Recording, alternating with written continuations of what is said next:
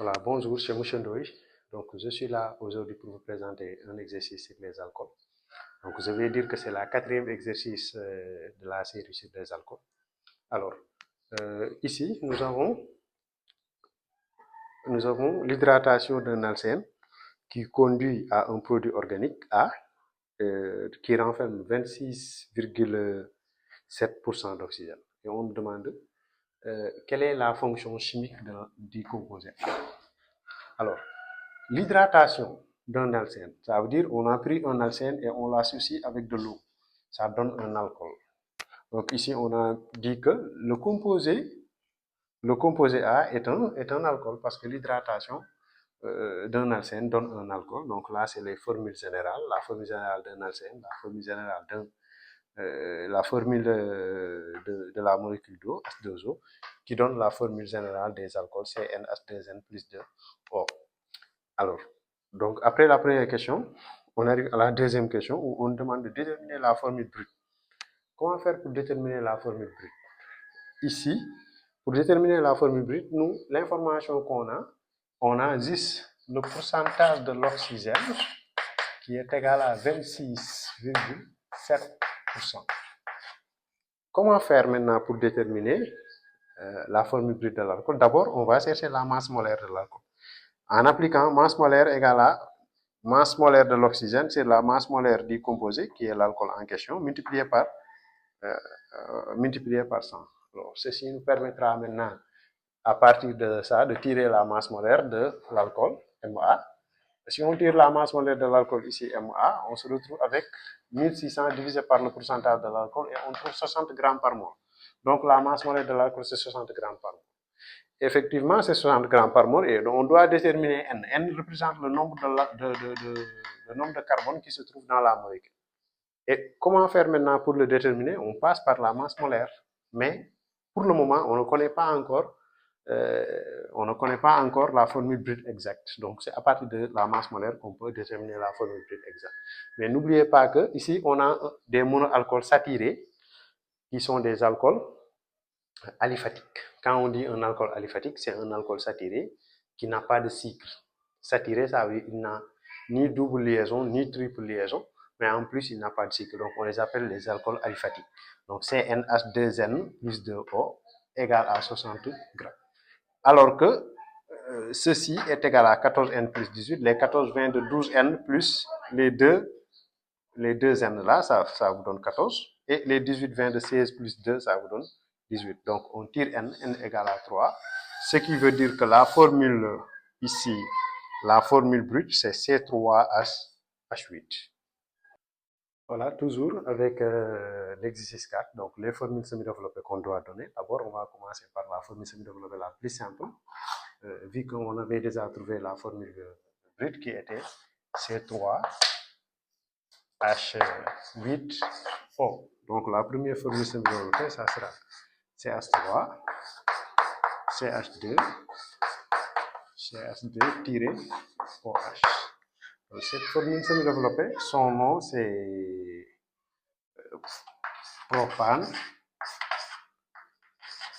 propanol, et que sa classe est primaire.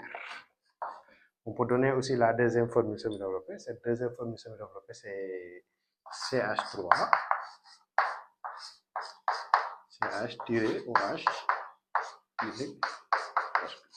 Alors, voici la deuxième formule semi-développée. Donc, son nom sera propane 2-ol. On peut dire que sa classe est de classe secondaire. Donc, on ne peut avoir que ces deux formules-là avec l'alcool C3H8. Donc, on ne peut avoir que ces deux formules avec l'alcool C3H8. Après ça, on arrive à la question 3 où on nous demande maintenant de déterminer la formule brute du composé, la formule semi-développée du composé B.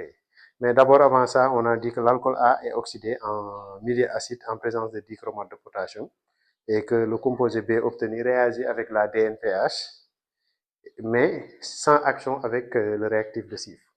Alors, ce qui veut dire que le test avec le composé B est obtenu par oxydation. Le composé B est obtenu par oxydation. L'oxydation, c'est avec un oxydant comme le dichromate de potassium. Alors, le dichromate de potassium, on peut dire, c'est Cr2O7, 2-. On utilise ça avec le potassium est un ion spectateur, d'habitude on ne l'amène pas. Maintenant, s'il y a oxydation, à la fin, on obtient l'ion Cr3, 3+, normalement. Donc, voici le produit de départ comme oxydant, et voici ce qu'on obtient à la fin. Alors, ce qui fait que là, après oxydation de A, on obtient un composé B. Non, l'oxydant est là, c'est ça qui fait qu'on obtient ça. Alors, le composé B maintenant obtenu, on le fait réagir avec la 2,4 DNPH. On voit que le test est positif. Le test est positif. Ce même composé, on le fait réagir avec le réactif de Sieff sans action, ce qui veut dire que le test négatif. Alors, quand le test est positif avec DNPH et ce même test est négatif avec, le réactif de Sieff, cela veut dire que le composé B n'est pas un aldéhyde, mais c'est une cétone. Donc,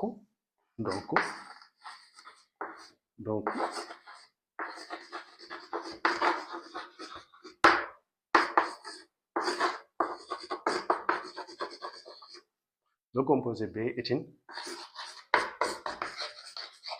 cétone. Donc, on sait que le composé B est une cétone, reste maintenant à donner sa formule. Vu que c'est une cétone, le composé est ici de quel alcool? Soit de l'alcool A ou de l'alcool là, qui est le propane 1-ol ou bien le propane 2-ol. Alors, comme c'est une cétone, il est ici de l'alcool secondaire. C'est l'alcool secondaire qui donne, après oxydation, qui donne une cétone. Ce qui veut dire que ici, vous avez la formule de B, c'est CH3 au double liaison CH3, que je peux donner son nom, propanol. Donc, voici. La quatrième question, c'est l'équation bilan de la réaction oxydoréduction de A en B par le dichromate de potassium. Alors, comme je l'avais dit, le dichromate de potassium, quand on le dit, c'est l'ion dichromate qu'on utilise, et à la fin de l'oxydation, ça donne l'ion Cr3+. Alors, ici, nous avons les couples oxydant-réducteur, et ici, nous avons aussi le couple, toujours, vous mettez de ce côté-là l'alcool en question, et de l'autre côté, vous mettez l'acétone, ou bien l'acide carboxylique, ou bien l'aldéhyde, ça dépend. Mais on préfère toujours que vous écrivez ces équations-là avec les formules brutes, avec les formules semi-développées, mais ça devient encombrant, ça prend beaucoup d'espace, donc mieux vaut l'utiliser les formules brutes, mais en l'utilisant, il faut d'abord préciser, comme je l'ai fait ici. J'ai d'abord écrit les formules semi-développées en mettant les formules brutes, tout en montrant que je vais écrire l'équation avec des formules brutes. Mais normalement, si votre prof vous impose de passer avec des formules semi-développées, écrivez avec des formules semi-développées. Voilà, ce qui fait que là, j'ai la première demi-équation, la demi-équation de Cr2O7, qui donne le Cr3+. Alors, cette équation-là, qu'est-ce qui nous permet d'équilibrer l'équation? Nous avons Cr2O7 pour obtenir ici, et ici on a Cr3+, 2 fois. Les deux là, on l'équilibre. Ici, donc, on met 7H2O. Avec les 7H2O, 2 fois 7, on obtient 14. Donc, ici, on a 14H+. Et là, on va mettre plus 6E- pour équilibrer les charges. Ce qui veut dire que cette demi-équation est équilibrée en éléments chimiques comme en charge. Maintenant, on arrive à la deuxième demi-équation. Ça, c'est la demi-équation qui quitte l'alcool toujours. On quitte l'alcool parce qu'on respecte la règle de Gamma. Donc, là, Cr2O7 est un réactif, l'alcool aussi est un réactif. Et que l'acétone et Cr3+ seront des produits. Alors, ici, donc, l'alcool en question, on le prend, et ça donne l'acétone, C3H6O, plus 2H+, et plus 2E-, c'est pour équilibrer. Alors, ici, on a 8H+, 8H seulement, ici, on a 6, Et pour avoir 8 à gauche comme à droite, on ajoute donc plus 2 H plus. Et pour équilibrer les charges, on met plus 2 au moins. Maintenant, dans l'équation globale, il ne doit pas y avoir des électrons à l'intérieur. Donc, il faut enlever les électrons et à chaque fois, on multiplie par quelque chose. Donc, aujourd'hui aussi, on a multiplié par 3, mais ça ne veut pas dire chaque jour on multiplie par 3. Donc, ici, on a multiplié par 3, et ce qui fait que là, notre équation globale est là. Nous avons CR2O7 plus 3 C3H8 plus 8H plus qui donne 2 CR3 plus 3 fois l'acétone plus 7H2O. Alors, voici notre équation globale. Donc, cette équation nous permet maintenant, soit si on nous demande de calculer la masse utilisée ou bien le volume de CR2O7, qui est le dichromate, on peut utiliser le bilan molaire pour pouvoir calculer ça. Et maintenant, on arrive à la 5e question où on nous demande de donner la formule semi-développée du composé A et de l'alcène de départ. Voilà, le composé A, c'était quoi? Le composé A, on avait dit que comme ça donne une cétone, donc c'est un alcool de classe secondaire. Donc le composé A ici, exact, il s'agit de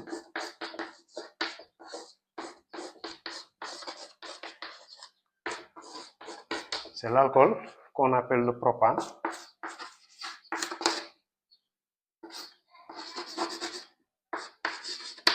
C'est le propane 2-ol de classe secondaire. Et l'alcène, ici, l'alcène de départ, on va donner ça. Il s'agit de CH2, double liaison, CH, CH3. Et cette alcène-là, son nom sera propane. À partir de cette alcène, si on met l'hydratation, on obtient l'alcool en question. On peut obtenir l'hydratation d'un alcène disymétrique en présence d'un catalyseur. Ça peut donner 2 alcools et toujours il y a ce qu'on appelle l'alcool majoritaire et l'alcool minoritaire. Ici, on peut dire que ça, c'est l'alcool majoritaire. Donc, on va s'arrêter là pour aujourd'hui.